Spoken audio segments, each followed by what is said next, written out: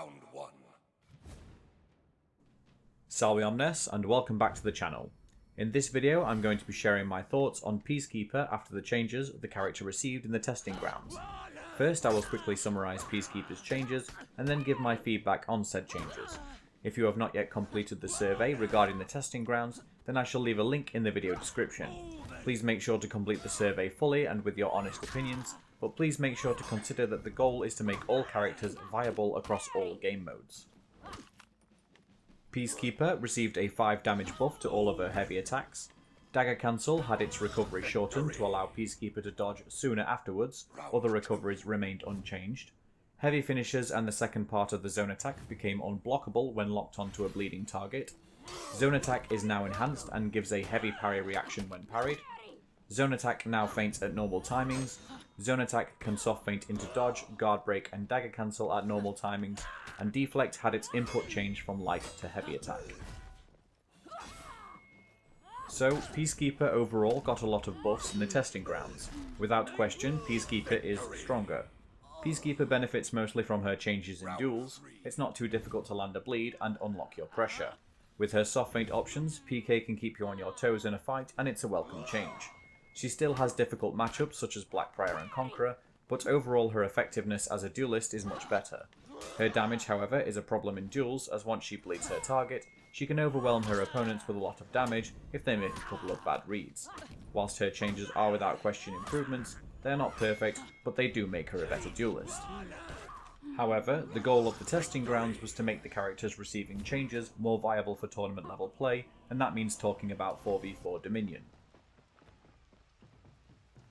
Before the testing grounds, I think it's safe to say that Peacekeeper was one of the weakest heroes you could choose to play in Dominion. Bad hitboxes on dodge attacks, no variable timings on said dodge attacks, and far too easily externally blocked. Not to mention poor 1vx capabilities, and low damage, meaning she's more likely to feed revenge than score a kill. Peacekeeper did get better at team fights, if there's a bleeding opponent in that fight. Using unblockable heavy finishes to tag enemies that I wasn't locked onto was very satisfying, and it was nice being able to assist my team by making our opponent see my unblockable indicators externally. A lot more players were actually respecting my guard break punishes and timing their heavies appropriately, which was a nice change of pace. The extra heavy damage was a blessing from the For Honor gods, as I was able to get executions much more reliably. Peacekeeper's zone attack changes are perfect. The added offensive and defensive utility made it feel like a complete part of her kit, and I have no complaints regarding her zone. Peacekeeper's deflect input being changed was quite jarring at first, but I quickly adapted. My deflects were done all intentionally, however, but I still don't like the change. The input should be the opposite of the dodge attack input, so accidents are not rewarded. Now, with the testing ground changes, the question becomes, is Peacekeeper more viable? As a character, well yes, but for Dominion and especially Tournament, absolutely not. Peacekeeper is stronger without a doubt, but she still brings nothing to a team for Dominion and remains unviable for the mode. The intention of the developers is for Peacekeeper's bleed to be a vital component in unlocking her pressure tools. This does not work in practice simply because of how bleed can be nullified and cleansed.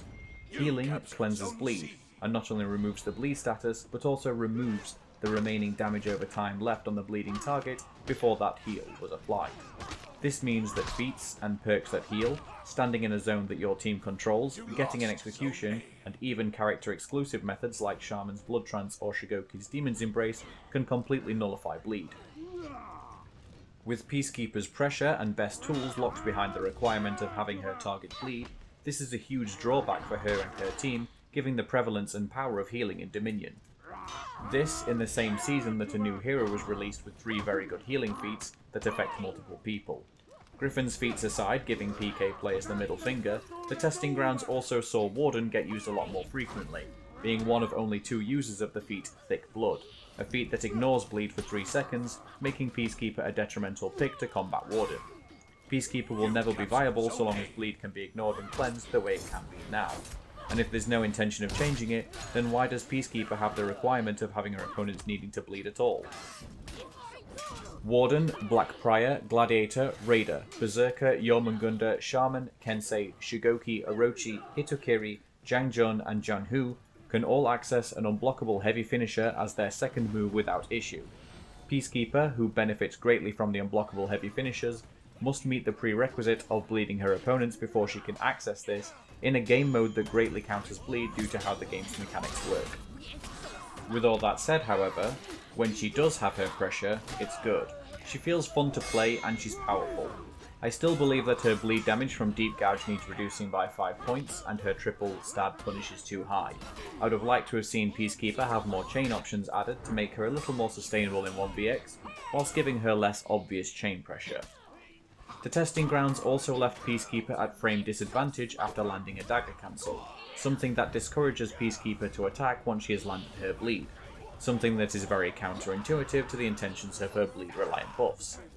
When Shaman, a character that gets the same pressure without a bleed, and even more when her target is bleeding, retains frame advantage on dagger cancel, Peacekeeper remaining at frame disadvantage makes no sense and actively harms her viability as a character, particularly when her pressure is reliant on her opponent's bleeding.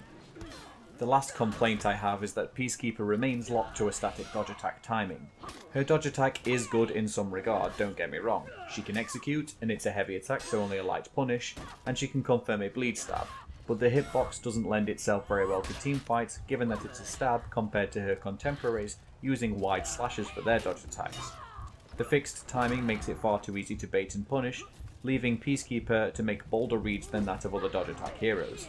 I acknowledge the pros of it, but you can't chain from it either, and at the very least give it a variable timing input to bring it on par with the likes of Shaman or Kensei. In conclusion, Peacekeeper still needs work done to ensure her viability for Dominion. Either her pressure tools need to be recontextualized to work without bleed, or the bleed mechanic itself needs to change so that healing and thick blood don't completely neuter it. I did enjoy playing Peacekeeper significantly during the testing grounds though, and I'd sooner take these buffs over nothing at all. I'm glad she's getting some much needed attention, but she's not quite where she needs to be, despite looking strong at a surface level.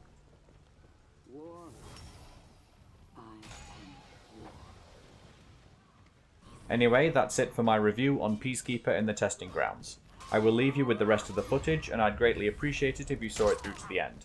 If you found this video helpful or interesting, then please support the channel by giving the video a like.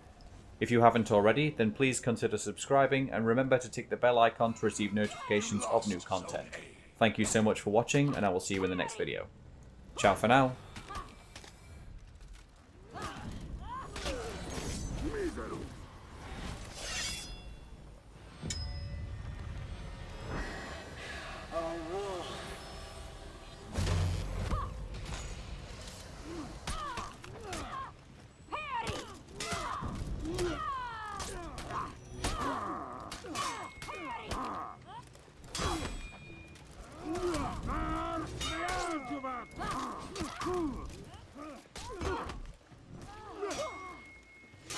Morituro!